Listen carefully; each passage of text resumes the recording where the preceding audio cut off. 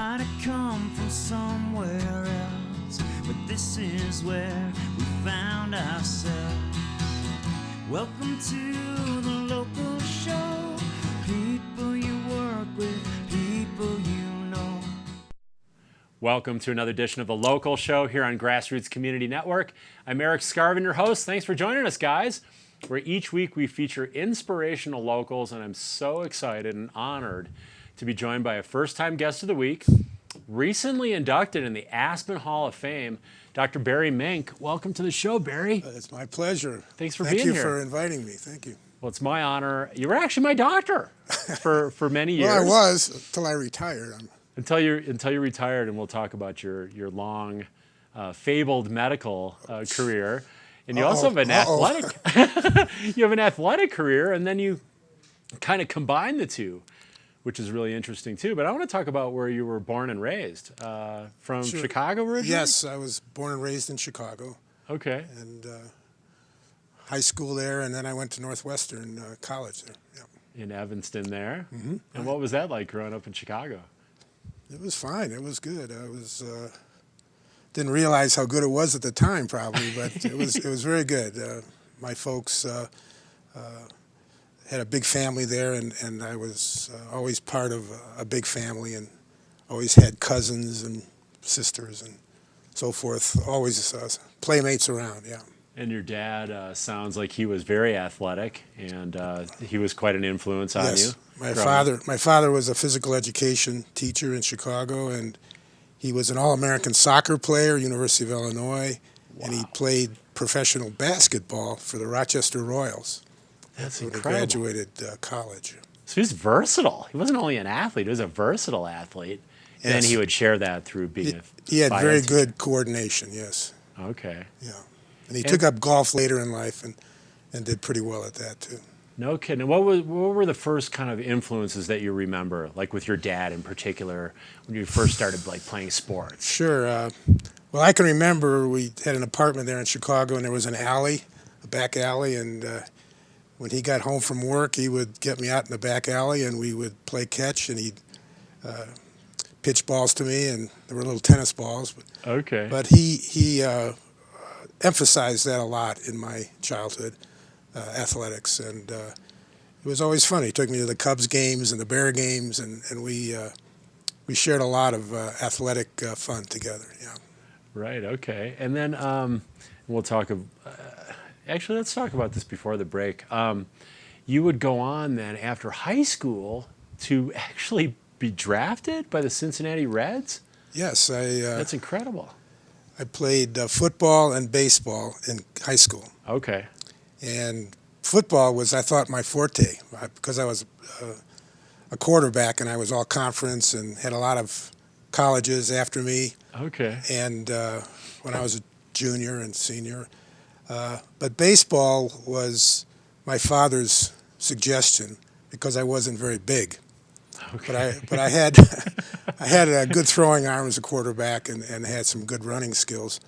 But baseball he thought was my forte. So in high school I was scouted by several major league teams and worked out at Wrigley Field one time. The Cubs had me out there. But I signed with Cincinnati. I was 18 years old. I just graduated high school. Were you a pitcher or what position? I was a catcher. A catcher. Okay. So was your dad afraid you would just get slaughtered? Like, In football? Crushed as a quarterback? Oh, I'm sure he did. He's not quite big enough. I'm worried about him. Well, I don't think that was it. I think he knew that I would not be as successful in football because I was a little small. But I was small. And so he put me on the path towards baseball. And so you played, how long did you play for the Reds then? 3 years. I was in their farm system. Okay. But we played, almost 100 games a year. I played with Pete Rose, and I played for 2 years together on the same team. Tony Perez, who's in the Hall of Fame, played with us, played on my team or our team. There were quite a few other major leaguers that made it. Incredible. And how did that come to an end? Like, why did that? It was kind of a funny accident. I was playing flag football for the fraternity at Northwestern, and I was a quarterback there, and I had a got hit and fell funny on my arm and broke and dislocated my throwing shoulder. Oh, man. So it was a long recovery. In those days, there was no real sports medicine. It was all, they strapped me up with like this for 6 weeks. Old school. And when I got out, I could hardly, I couldn't throw very well. Cincinnati kept me another year. They put me in the outfield because they wouldn't have to constantly throw. But it didn't work out, and I was released after 3 years. Okay. Well, we're already 5 minutes in, Barry. We're going to take a quick break. I know I need to rehydrate. Very important, as you know, as a doctor, Absolutely. to stay hydrated. We're going to have some heavy talking. Yeah, this is hard work. I know. It's going to be a grueling conversation once we get into the main body of the show. Okay. But I do want to thank our winter underwriters who support the local show now in our 16th year of broadcasting here on Grassroots Community Network. Aspen Animal Hospital, Aspen Public House, the Aspen Times, Aspen Square, Klug Properties, Sundog Athletics, and Pitkin County Landfill. We'll go to a quick break, our only one of the show, guys. We'll be back with Dr. Mink. He not only played for the Cincinnati Reds, he became an endurance athlete and then an endurance doctor. So we've got so much to talk about, so don't go away.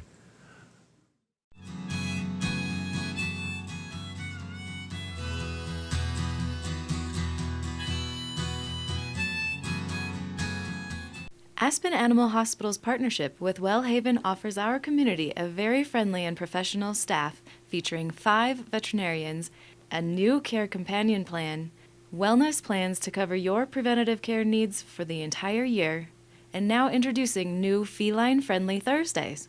They also offer exotic pet care and acupuncture. For more information, call 970-925-2611 or visit aspenanimalhospital.com. I'm so passionate about this community. I absolutely love living here and raising my family here. It gives me a lot of pride to share this with my friends and my clients and help them achieve their dreams of owning an Aspen snowmass and enjoying this incredible lifestyle. Aspen Times, telling the stories that matter since 1881, is committed to local prep sports, arts, and entertainment coverage. They also offer The Drop-In, weekly recreational videos highlighting why we love to live in this community. The Aspen Times at local newsstands, aspentimes.com, Facebook, and Instagram. We're not in Kansas anymore. Hey, did you miss the turn for recycling? I can't read the map on your cracked screen. Celebrating another great winter season, Aspen Square Hotel is the hospitality place, featuring fireplace studio suites and larger condominiums with full hotel-style services in the center of downtown Aspen. Aspen Square is proud to support the Locals Show. Welcome to the local show. People you work with, people you know. Thanks for sticking with us here on The Local Show, a show just for you locals. If you're not a local, please turn off the TV immediately. Just kidding. We do want to welcome our Facebook Live audience, and now we're broadcast on YouTube. Barry, we're in high definition now here at Grassroots TV this last year, so it's enabled us to go on all these different platforms. So it's great to share through Facebook and YouTube. And now you're going worldwide. So my God. I hope you're ready. I'm ready. Hope you're not nervous. Shoot, I'm ready. But I want to talk about your transition to endurance sports. Because you know, as we talked about in the intro to the show, played baseball, you played football at a pretty serious level, it sounds like. What was the transition like to go to running and some of these mountain endurance sports? Was that a function of basically moving to the mountains, or how did that play out? Well, sure, partly it was that, but it was mainly I was a physician, and physicians are pretty busy people. Yeah. So when I came to Aspen, I really came as part of the recreational interest was alpine skiing. Okay. But when I got here, there wasn't time to go alpine skiing. It was, running some time at lunch, which running was the easiest thing to do. So I'd like to be active and physical just because of my history. And so lunch or before work, or if I could squeeze one in after work, I'd go for a run. Okay. And that kind of led up to my interests, and it became, again, a self-interest of mine to see what this endurance physiology was all about. And because I started entering races, and one race led to a marathon, and the marathons led to ultra marathons, and in the winter, to keep my fitness, I became interested in cross country skiing and Nordic skiing, and so those things escalated into much more progressive and advanced endeavors. Yeah. Did you race the Birkebeiner? Yes. Up in northern Wisconsin, which is, I think, the biggest Nordic well, event in if the you're country. a cross-country skier, that's kind of the golden standard to try to run the Birkebeiner. It's one of the oldest ski marathons there is, and it takes after the Norwegian Birkebeiner in Norway. Right. So yeah, it's a big event in Wisconsin. Yeah. And you competed in the Mountain Man, which was a winter triathlon, correct? Yes, the Mountain Man Triathlon was over in Avon. Okay. That's cross-country skiing, snowshoeing, and speed skating. That was the 3 events.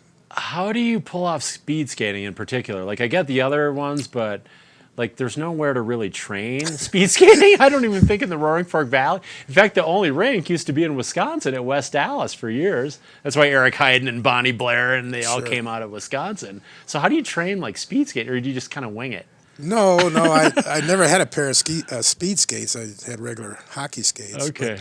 But when we did this Mountain Man Triathlon, our small group of guys, it was John Dozier who actually won the thing, Art Schwartz, Skip Hamilton, was he in there? Skip and the Willie, one of the Willie brothers was in there. But anyways, Raul probably. We all knew we could do well in cross country. The cross country was 17 miles, and you had to skin up to the top of Beaver Creek. Amazing. Then you had to skate around their Nordic course.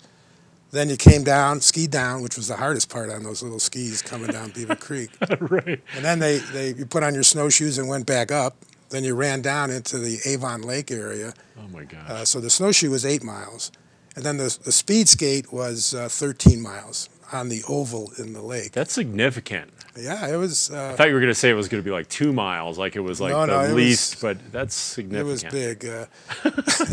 But speed skating we couldn't train for. You'd go to the Brown Palace and take 2 strides and you were at the end of it. Right. So you did have to wing it, you're right. But your endurance was good. And those big long blades were a little easier to get some strides on it. And, the speed skating was like Nordic skating. Nordic ski skating. Right. So there was the same type of muscle groups, yeah. Right, like skiing, and there's some crossover to speed skating. Yeah, That makes sense. There makes sense. You get a little bit of technique. So you can get the glide and the weight shift correctly, yeah. I actually pulled speed skates out for the first time in 40-something years when Maroon Lake froze. Really, I guess that would have been late fall. Okay.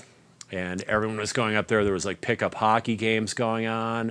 One day an Aspen school bus went up. They had over 200 kids on Maroon Lake, of course, before the snow had settled on the lake, and got around and just did a little where one of the dads had shoveled off. Oh, nice. Because then it did snow, and the dads were shoveling off little mini rinks and did a couple laps on the speed skates just for old time's sake. I never even thought of that. Really fun. Yeah, that's nice.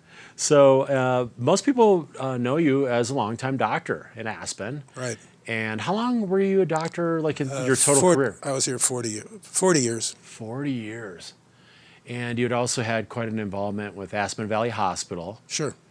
I guess just kind of looking back, and there's so many things you could talk about there, but what were some of the things that you loved most about being a doctor for so many years in Aspen?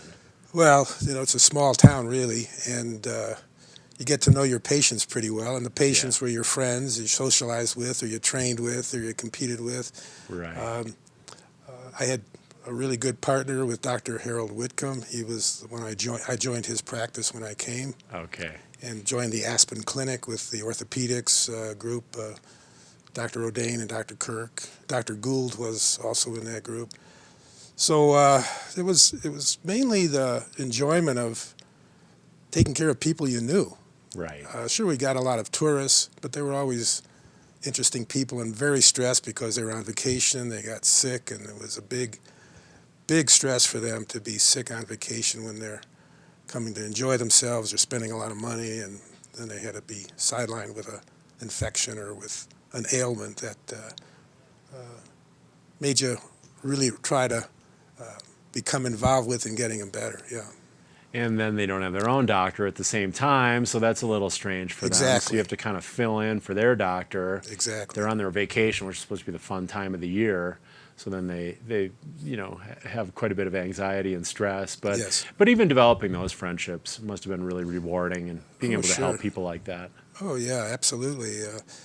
It was, again, I said this before, but it's the people here that make Yeah. this town. Sure, we live in the beautiful mountains and Yes. wonderful environment. A lot of opportunities, both at the school levels, great schools, and the recreational levels. But it's the people, like you're having on your shows. These people Yes. that are so interesting and Yeah. what make living here so great. Yeah. What were some of the things that you don't miss? Like, say, that you didn't care for so much in your long medical career?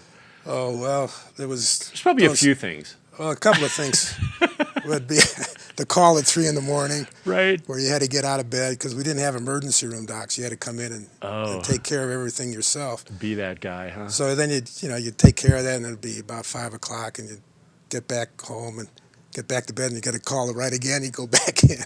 So it was a repetitive Oh my gosh. interruption of your sleep that I was glad to. I would be glad to miss, but it was part of the job, and it made it tougher, especially the next day when you had an office full of patients that you had to, see and take care of. No So kidding. it was those night calls that were the toughest. Yeah. And were these typically these weren't delivering babies. This was like No. accidents or a car wreck or something like that? Yeah, I was an internist. Of that nature? So Okay. I would deal mostly not with so much trauma or delivering babies. Okay. It was mainly with like heart attacks or strokes or Okay. gastrointestinal bleeding, diabetic crises or comas, those kind of things Okay. that got me out of bed, yeah. And then you still have your regular patients who start lining up at 8 or whatever in the morning with a full day of seeing patients. Right, and- but don't forget, I was a young man then. yeah, right. So energy wasn't a problem. You were like, Right, no right. problem. Yeah. But then in the later years, that starts to be an endurance Yeah, event it in and of becomes itself. tougher as you get older, that's for sure. You need your sleep. But I have no regrets. It was just a wonderful place. I'm a lucky guy to have Yeah. chosen this place and wound up here. Yeah. Well, and then you would combine your love of athletics and your love of medicine Right. and be an Olympic doctor. Yes. Going to 2 Olympics. Was it 1980 and 1994? Correct. Which is quite a big gap there, 14 years. Yeah, well, I was a physician with the Nordic team and with the biathlon team for Okay. about 18 years. Okay. So every year we'd have training camps and do physicals and keep the records up to date. And I had a medical kit that was well equipped that they would call me from Bulgaria or something and say, hey, Erik's got a sore throat. What are we doing? And they tell me the symptoms. We didn't have cameras or anything. And I would tell them what to take out of the medical kit when they were in inaccessible areas. But otherwise, I try to travel with the team at least once or twice a year and go to the training camps and do the physicals and keep them as healthy as I could. Or else I would, wherever they were, if I knew the doc or could get through my own network, knowing doctors where they were so that they could be seen right away. So. And how is that different, like, say, versus, kind of a standard practice versus treating these athletes? Like, how would you compare those two It's things? a big difference. They could have the same ailment. Let's say it's a really bad earache. Okay. An aspirin, you could go ahead and take care of it. You go home for a couple of days and rest and recover and, be back in action. Right. But for them to miss a competition that they trained for 4 years, Exactly. they get an earache before an Olympic competition or a sore throat, even though it's a mundane problem, it's not real complicated, but you have to really be on your game, Right. both as bedside manner as well as the therapeutic approaches to get them their confidence level built up and for them to feel comfortable with the upcoming competition. Right. That it was a pretty stressful time. And there were some times when there were some serious things, especially I remember one time in Russia it was a serious cross-country skier that collapsed. And so it's a whole spectrum, but the difference, as you asked originally, was to the stress and pressure you're under to get Right. an athlete back into the competition. Right. Where somebody here in Aspen, we could say, go home and rest for 5 or 6 days. Right, and then that psychology, like you mentioned, is huge. Because like the normal person is just going to go, oh, just go chill at home for a few days. The athlete's like, can I pull this off? Yeah. Am I going to be healed?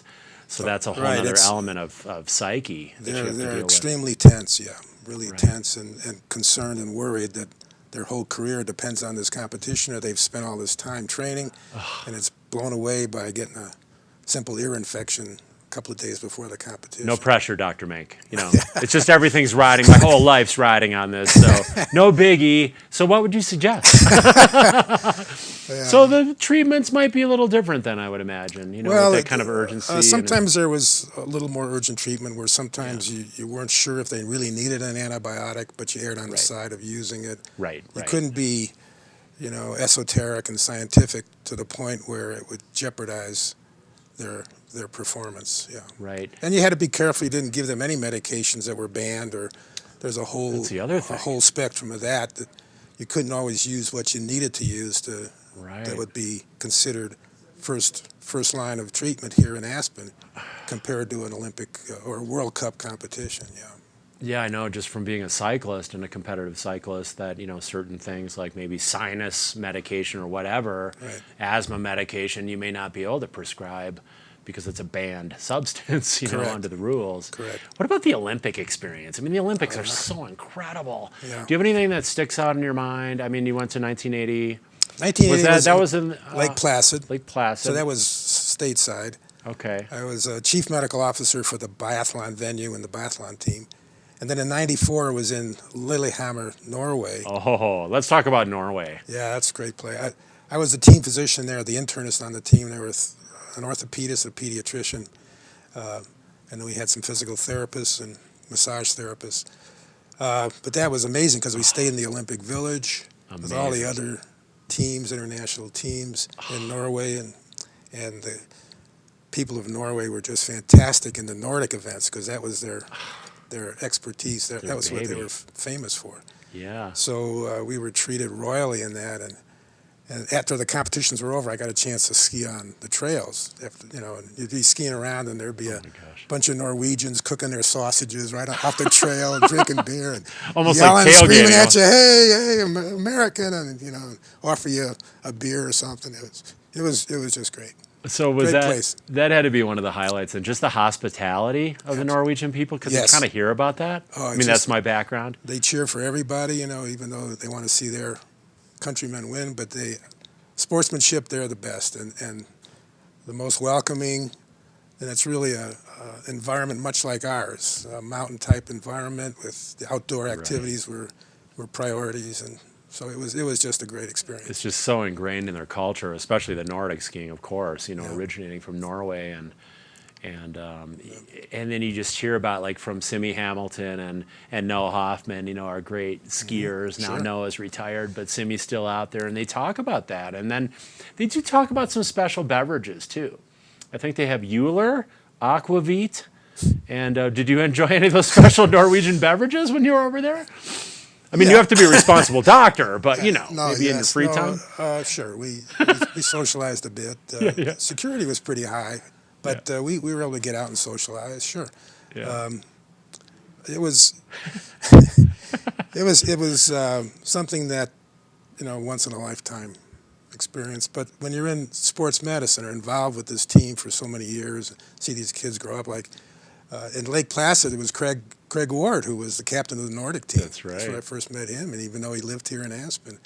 And then it was Johnny Callahan, and the Callahans and our kids grew up together, and then of course Simi and Noah and so forth. Yeah, now Haley Swerble. I read about her. Yeah. U23 World Championships last weekend, and we're already down to a minute, Barry, but I wanted to touch on your Aspen Hall of Fame induction, because that's a big deal here. I mean, it is the Aspen Hall of Fame, and what does it mean to you? You were recently awarded, and what does that mean to you? Well, I'm very, very honored, especially to be inducted with some of these names and iconic figures of Aspen. If you go look through the list of people that were, you feel like I'm not worthy. But you're worthy. You're worthy. Well, I was very honored that night at the Jerome. Was just so much fun. My kids were all there, and some of my family, and seeing all those people. There were so many memories, people you've known for the 40 years you've been here. It was just I was just humbled and honored beyond belief. We're already out of time. I mean, that must have been so heartwarming. It must have been overwhelming a little bit. It was definitely overwhelming. Did you have fun on the show today? Yes. I might overwhelm you again with my organic cookies that I baked you. They're wow. sitting right there on the top with a few other goodies. But I want to thank you for your time. I hope you enjoyed your time. Thank on you the very local much show. for having me. Appreciate it. This is for I'll you. take these. Wow. That's for you. And those cookies are pretty Gosh. good for powering athletics, I found. We break them out during our snowshoe tours. Okay. No, I'll give them a good taste. Absolutely. Yeah. Let me know. Give me some quality control feedback. I'll email you. Sure. Thank you, Dr. Barry Mink. Thank you, really Eric. appreciate your time. Thank you. And thank you guys for joining us this week on The Local Show.